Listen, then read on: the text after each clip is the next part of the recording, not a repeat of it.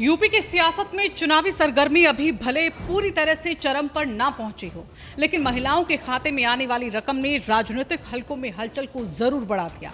क्योंकि चर्चा है कि उत्तर प्रदेश में महिलाओं के लिए एक ऐसा बड़ा ऐलान हो सकता है जिसमें पात्र महिलाओं को कुल 50,000 रुपए तक की आर्थिक मदद दी जा सकती है। और सबसे बड़ा सवाल, क्या चुनाव से पहले महिलाओं के खाते में पहुंचेंगे सीधे 20,000 रुपए?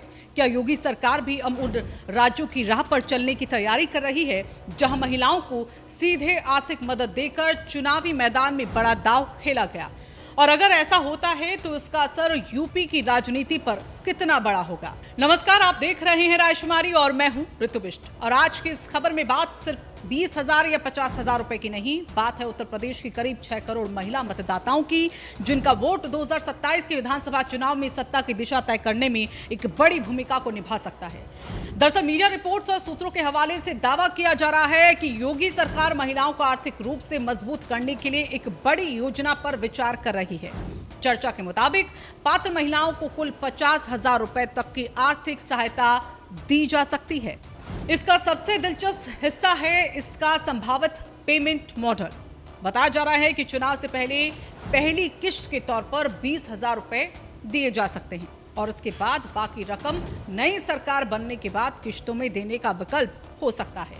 यानी पूरा मॉडल 3 फेजों में हो सकता है। पहले चरण में 20,000 रुपए और उसके बाद 10,000 रुपए, 10-10 हजार रुपए की जो किश्तें हैं उसके जरिए बाकी रकम देने की चर्चा की जा रही है।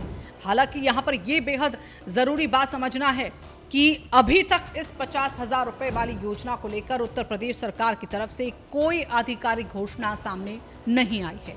इसलिए इसे फिलहाल संभावित योजना या फिर मीडिया रिपोर्ट्स में सामने आई जानकारी के तौर पर ही देखा जाना चाहिए।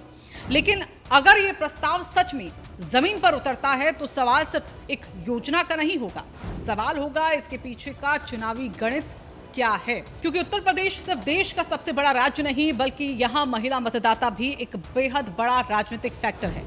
अप्रैल 2026 में जारी अंतिम मतदाता सूची के मुताबिक यूपी में कुल मतदाताओं की संख्या करीब 13 करोड़ 39 लाख के और महिला मतदाताओं की जो संख्या है वो लगभग 6 करोड़ 9 लाख बताई गई है।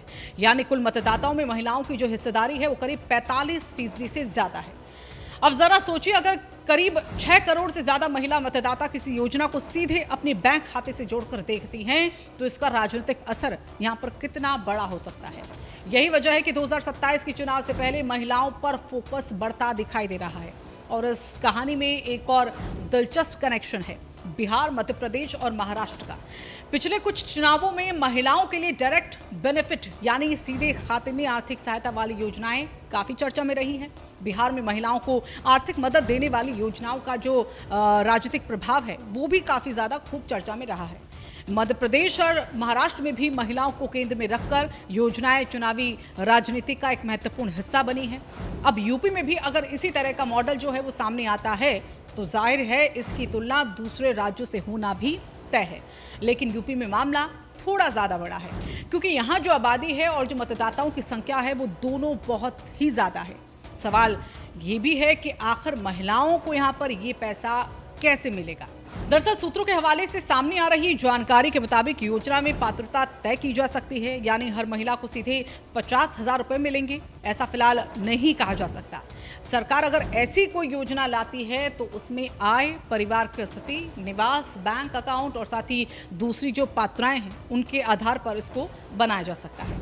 और अगर डीबीटी यानी डायरेक्ट बेनिफिट ट्रांसफर के जरिए रकम भेजी जाती है तो पैसा सीधे लाभार्थी के बैंक खाते में पहुंच सकता है।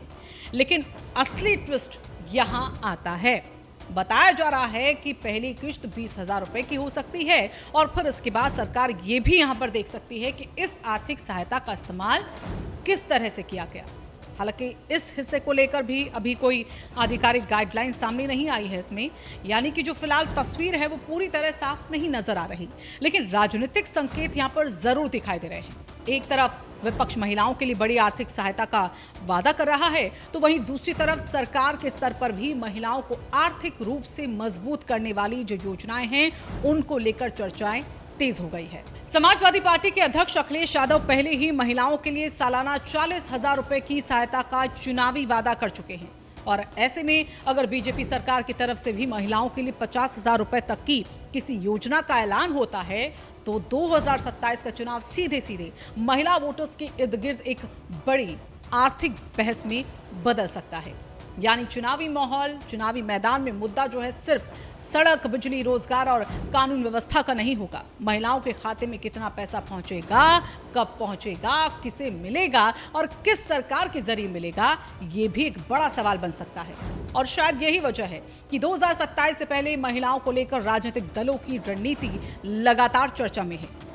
अब जरा इस पूरे मामले को एक लाइन में आप समझ लीजिए। उत्तर प्रदेश में करीब 6 करोड़ महिला मतदाताओं की ताकत को कोई भी राजनीतिक दल नजरअंदाज नहीं कर सकता, क्योंकि 2027 के चुनाव में महिला वोट सिर्फ संख्या नहीं बल्कि सत्ता की चाबी भी बन सकते हैं। तो आप क्या सोचते हैं इस पर? अगर महिलाओं के खाते में 20,000 रुपए की पहली किश्त आती है और आगे चलकर कुल 50,000 रुपए तक की मदद मिलती है तो क्या ये एक बड़ा फैसला होगा? क्या ऐसी योजनाओं से महिलाओं को वास्तव में एक आर्थिक मजबूती मिलेगी, या चुनाव से पहले होने वाली ऐसी घोषणाओं को राजनीतिक नजरिए से भी देखा जाना चाहिए? अपनी राय कमेंट में यहाँ जरूर बताइएगा और इस वीडियो को ज्यादा से ज्यादा शेयर करें, लाइक करें और हाँ, राय शुमारी को फॉलो और सब्सक्राइब करना बिल्कुल ना भूलें।